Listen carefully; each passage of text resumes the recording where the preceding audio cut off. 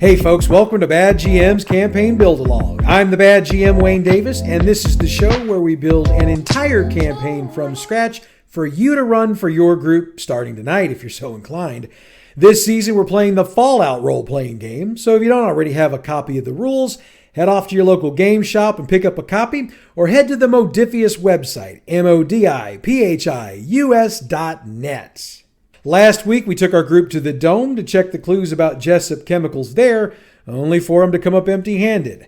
After a bit of advice from Victor, they picked up a job for him in exchange for some information and headed to the ruins of St. Louis University to find one Darren Olchesky.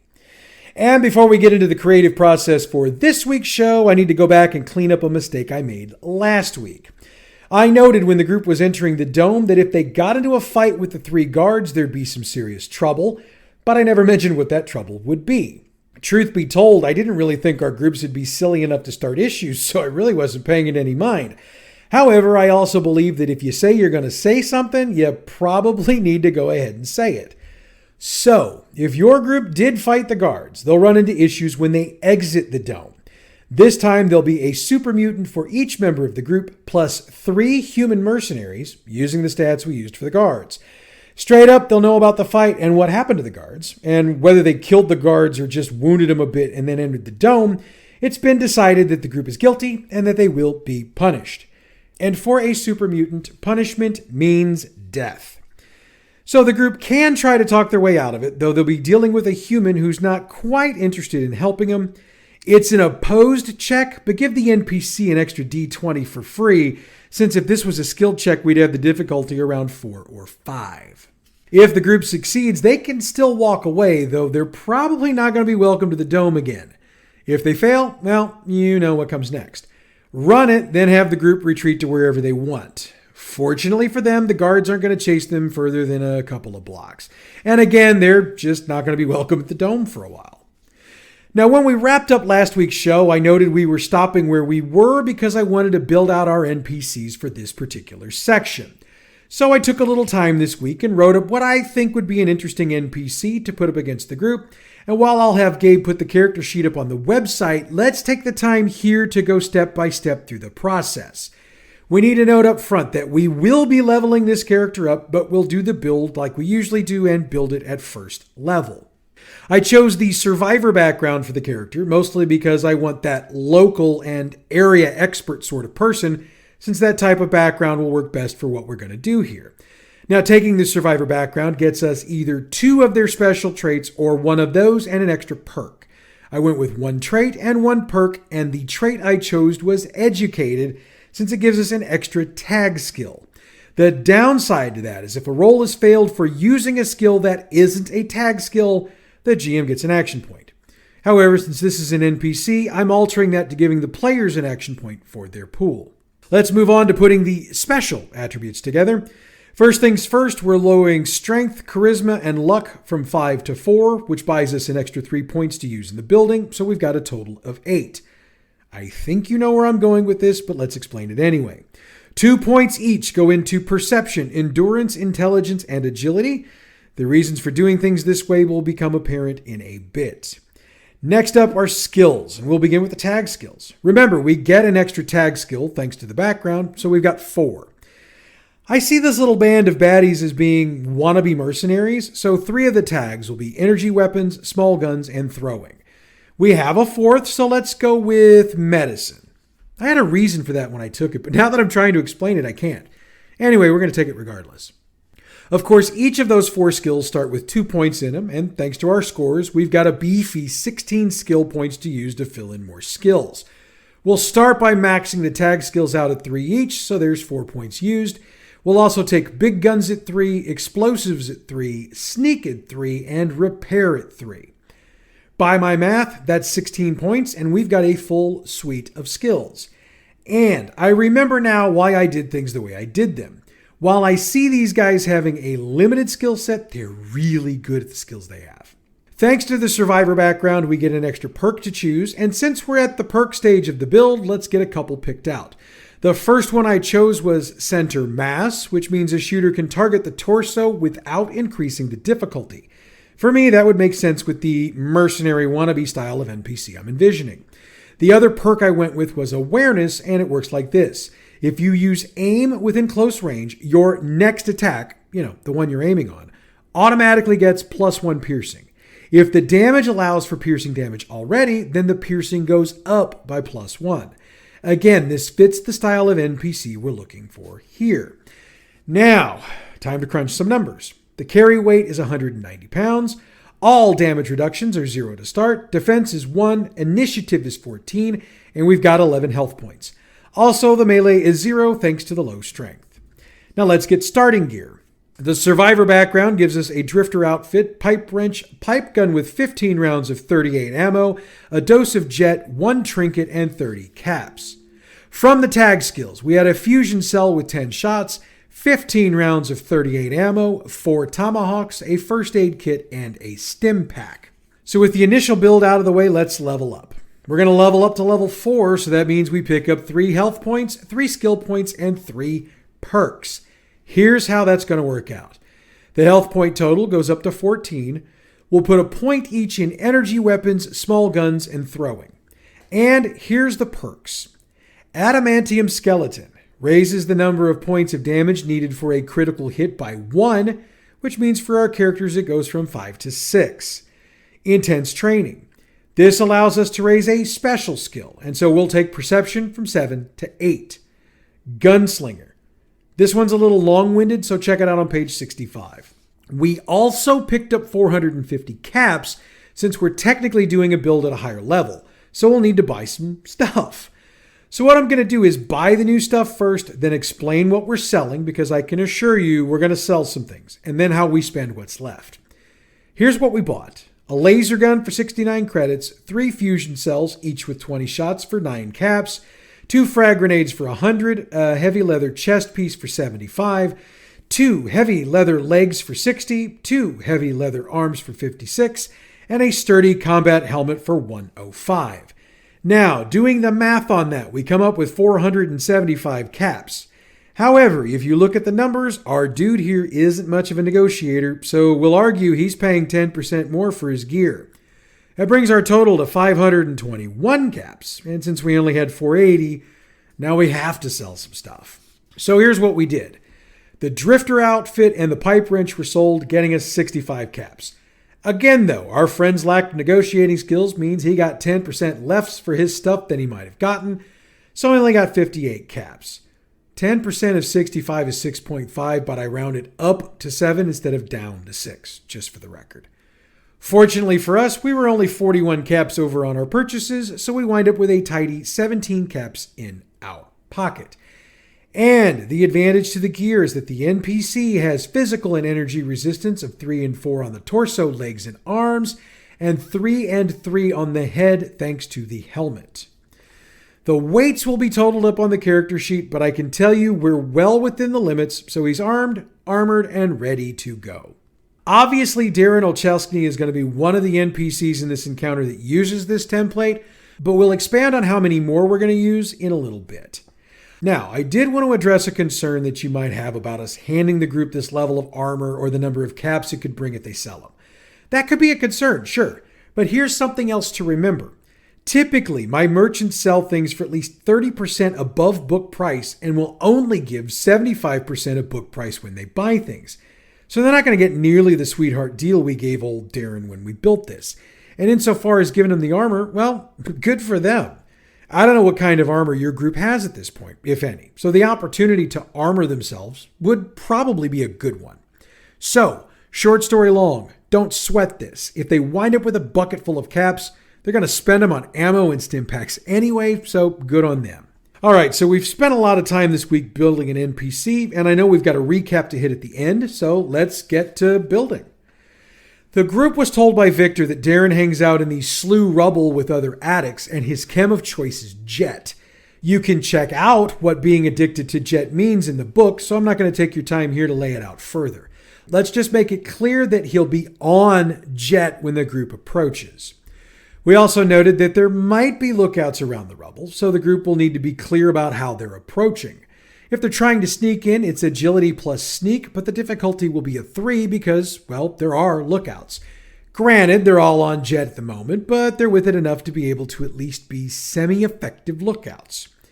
So it breaks down like this. If they want to sneak in, they can do so as long as everybody makes their sneak checks.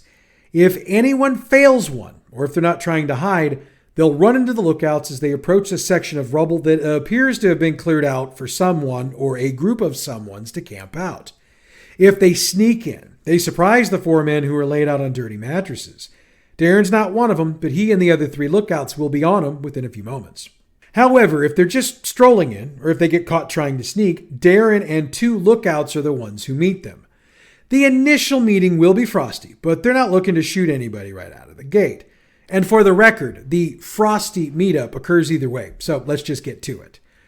The group knows that they need to dig up information on the whereabouts of Corinth and Igmon, since Darren is part of the group that was supposed to be helping them out. That means that it's in their best interest to not start shooting people at least until they get some usable information. So it's time to do a little bit of talking. Now remember that Darren and his group aren't the sharpest knives in the drawer, so this is going to have to be a delicate discussion.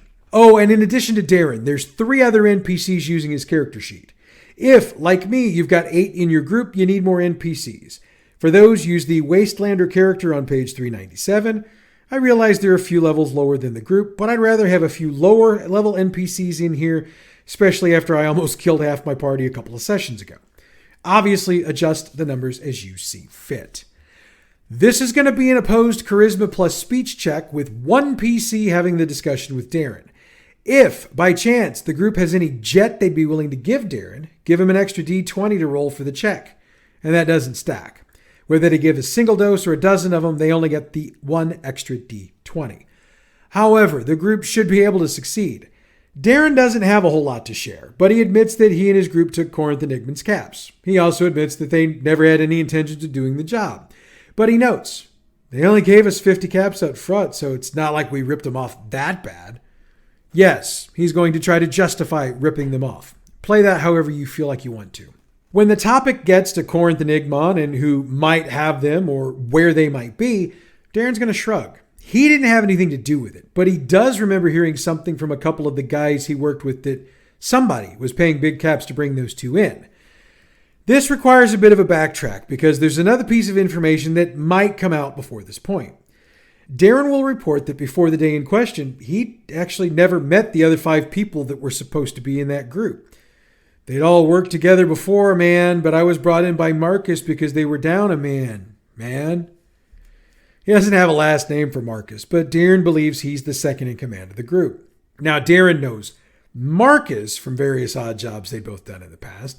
Marcus apparently joined or formed this group while Darren just basically works enough to keep the jet flowing, man. He doesn't have a regular place he meets Marcus at, but he has seen him hanging out around Rock Gut Row, which is a bar that caters to a more unsavory crowd. The group probably doesn't know where it is, though any group member who wants to make a straight intelligence check can do so with the difficulty of 3. The bar is located north of the Slough Rubble in the remnants of the area that was once the Fox Theater. Somebody decided at some point to clear that rubble out of one section and build a bar. Not going to take the group too long to get to the bar from where they are, especially since they don't have to cross the old highway since they're already on the correct side of it. The destruction here is just as bad as it was at Slough. Several blocks piled high with rubble, which also means that if your group needs to do some scavenging, they've got the opportunity to do so. Don't take too much time, though. I mean, after all, they are on a job. Rotgut Row is, as you might expect, not the classiest joint in the world. Heck, it's what most of us with experience with bars and pubs would call a dive bar. And if you're not quite sure what one of those are, you can Google it. Trust me, I don't care where in the world you are. If you're of legal drinking age, you've probably been in a dive bar before. Rotgut Row is the sort of place where they sweep up the teeth and mop up the blood at closing time, and the decor reflects that. A metal bar with nothing on the wall behind it, and a few high tables scattered around the room. No chairs, which makes sense since in this environment a chair could be used as a weapon, and why give these drunks more weapons? A quick glance tells how folks get their alcohol. You walk up to the bar, you place the order, and the bartender produces your drink from behind the bar.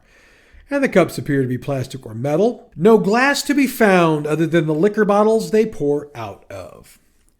Doesn't take the group very long to get noticed. I mean, a group of folks coming in together reads like a team no matter where they go, and in here it's seen as a bit of a challenge.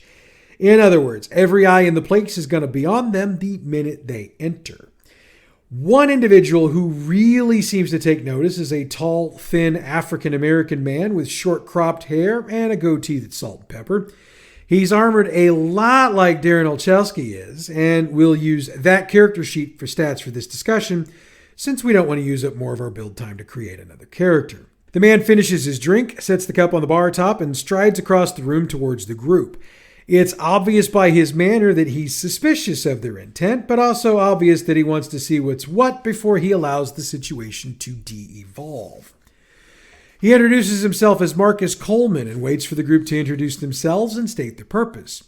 He will deny knowing Darren, but since the group got the info straight from the proverbial horse's mouth, it's opposed charisma plus speech rolls.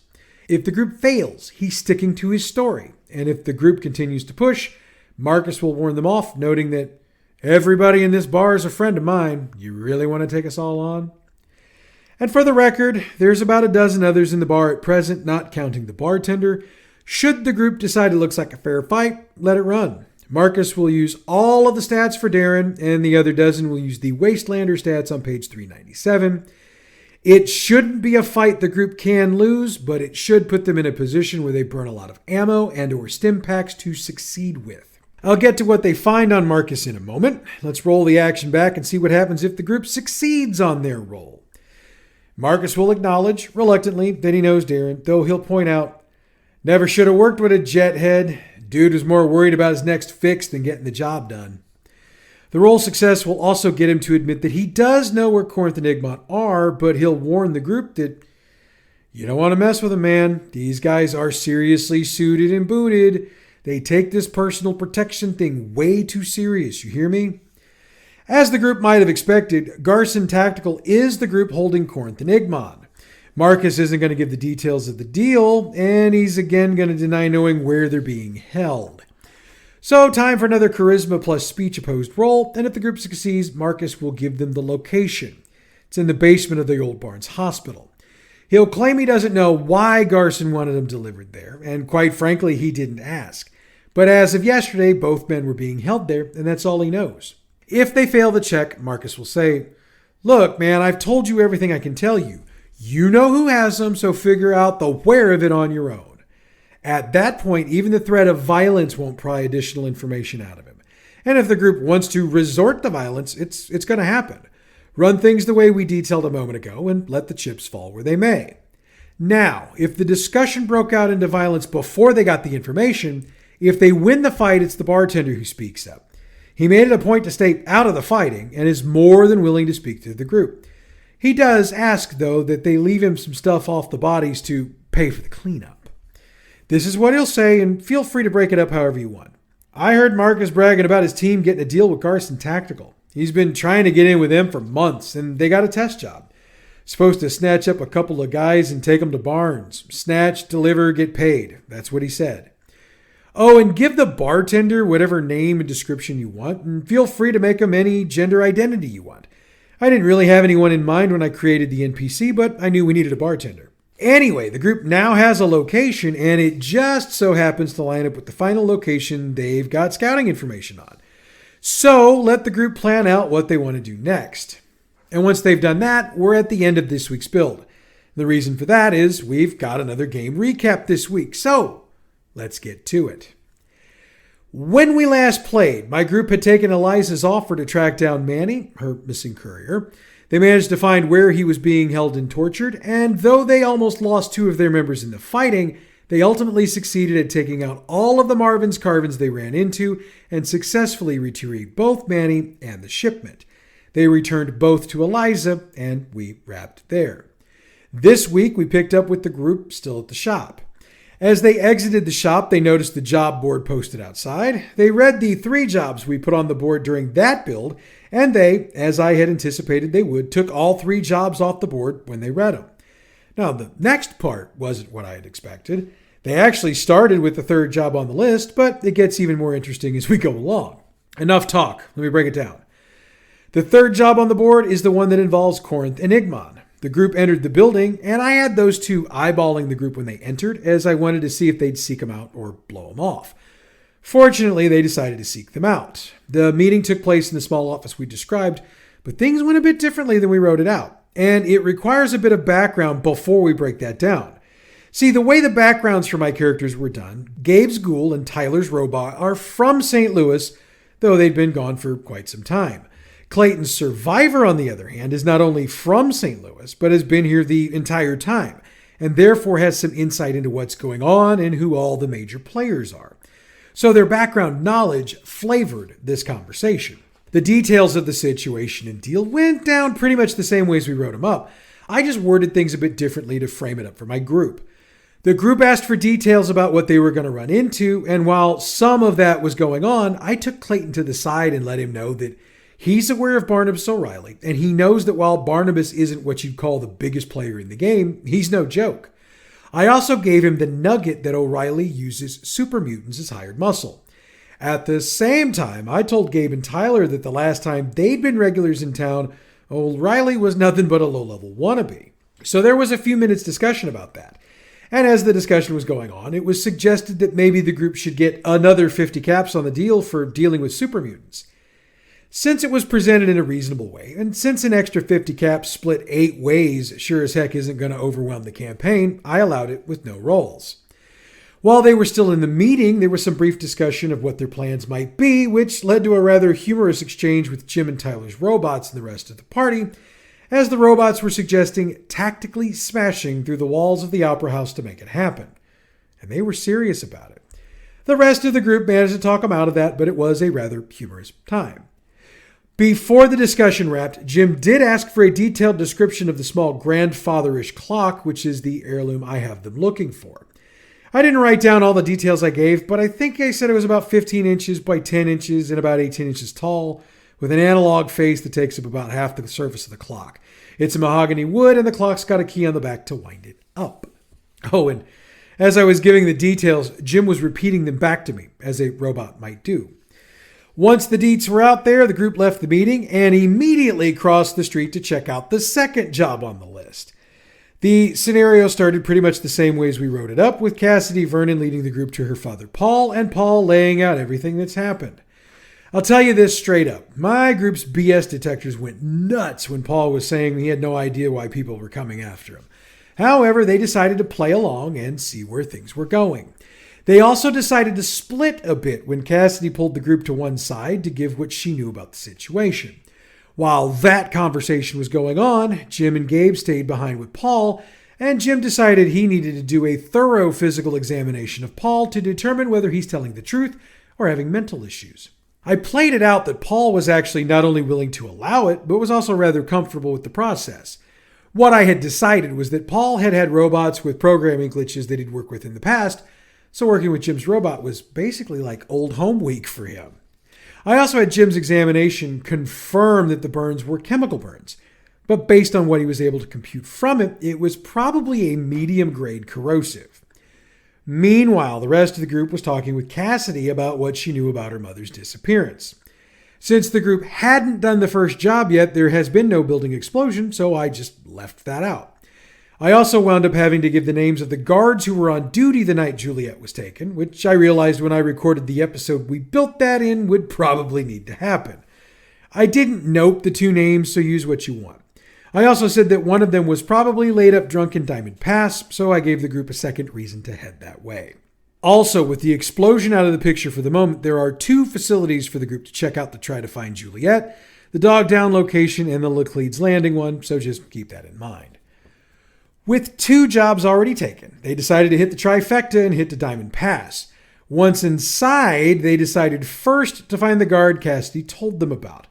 Since I had never intended for this to actually be a part of the group's investigation, I was scrambling a bit to come up with this part. However, since it turned out to be some fun gaming, I just ran with it. I had the guard drunk and passed out with his head on the bar. The group woke him up to ask questions about the night Juliet was taken, and I had him be unhelpfully helpful. They were able to pretty much eliminate this guy as being on the take, but the guy's guard shift partner is, in the guard's word, off the reservation and not able to be found. That was my way to get the group back on track, and they got back on track. They headed to the third base saloon to meet up with Victor. And for the record, I used that gangster voice for Bruno from the beginning. The deal was straightforward and there was no negotiating or dealing that needed to be made. The group agreed to deliver the item and they got the address and the time frame. When they were done, they headed out of Diamond Pass to head for Dogtown to make their delivery. And I made a GM choice when they were headed that way, since they decided they wanted to scope out the Opera House along the way, which for the record is exceptionally plausible since they need to go past it to go where they needed to go. The choice I made was to pull the Raider attack I'd put into the original build, with the intention being to run it after they finished the delivery. They scoped out the Opera House, and I noted that during the day there are 2 super mutants out front with armor and laser rifles, with 2 more across the street from the Opera House with armor and laser rifles. So they were trying to be exceptionally casual in their scoping. I did point out the window washer's rig, and of course the entire group noted the convenience of that being there. And come on, they're not necessarily wrong, but it was a funny moment. They got to Dogtown and got to Garson Tactical. The interaction started the way we wrote it up, but rather than running a distraction on the other guy in the room for Amber, the group decided they were going to go outside and made it a point to mention their mistake. On the fly, I had Amber decide to take her break at that moment, and she had the group follow her to the house we laid out and finished the deal. She gave the group their note and suggested the group head on back to Victor to give him that note and collect their payment, which the group agreed to do. Unfortunately, our night ended there as something beyond our control came up and forced us to stop our game earlier than we'd planned. So sorry, and that's all the recap for this week. Next week's a build-only show, so we should finally be able to get some serious traction going with the whole Jessup Chemicals kidnap dudes thing. In the meanwhile, check out our other fine podcast, Role Playing History.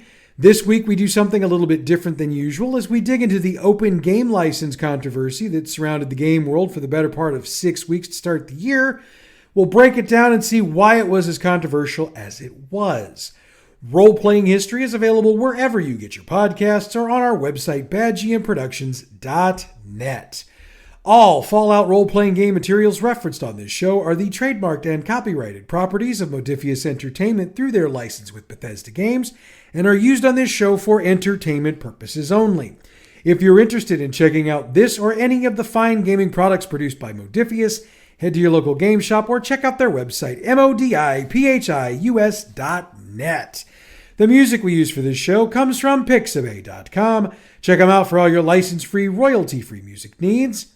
Bad GM's Campaign Build-Along is a production of Bad GM Productions. Check us out on Facebook, facebook.com/gaming/badgmprod, on Twitter @badgmp, on YouTube and Tumblr, it's Bad GM Productions. You can email us at badgmproductions@gmail.com, and online, the website is badgmproductions.net.